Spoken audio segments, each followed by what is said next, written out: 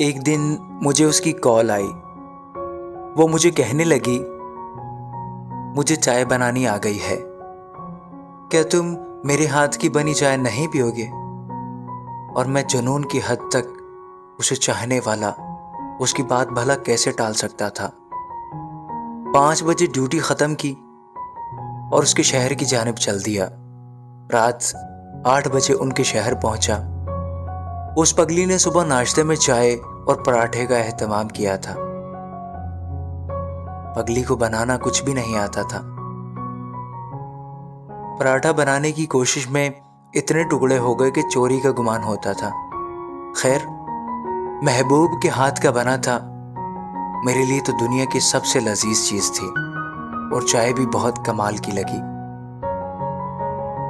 मुझे बहुत आला जायका लगा था जो मैं कभी भूल नहीं पाऊंगा।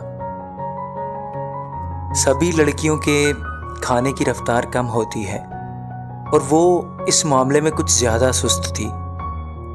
अक्सर मैं अपने हिस्से की चीज खत्म कर लेता। जब उसके खाने की बारी आती तो हम उसके हिस्से में आई चीज को फिर से आधा खाते थे। इस बात की उसे बहुत खुशी होती और उसे खुशियां देना मेरी जिंदगी का मकसद था।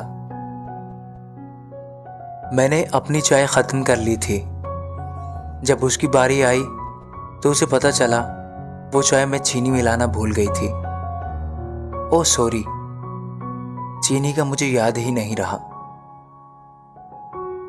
तुमने इतने मजे से फीकी चाय पी कैसे ली? उसको बिछड़े भी आज कई बरस बीत गए हैं।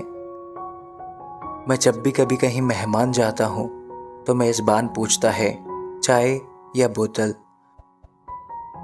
तो मेरे कानों में आवाज गूंजती है, मुझे चाय बनानी आ गई है, क्या तुम मेरे हाथ की बनी चाय नहीं पियोगे?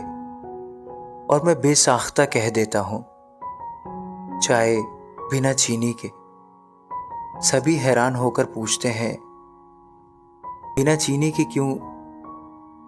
तो हर किसी को कौन बताए कि हम अहले मोहब्बत जब कोई जिद पाल लेते हैं तो कुदरत भी साथ देती है। और मैंने उसकी चाय का जायका कायम रखने के लिए Thank फीकी you चाय पीने guys की for जिद पाली watching थी। this video.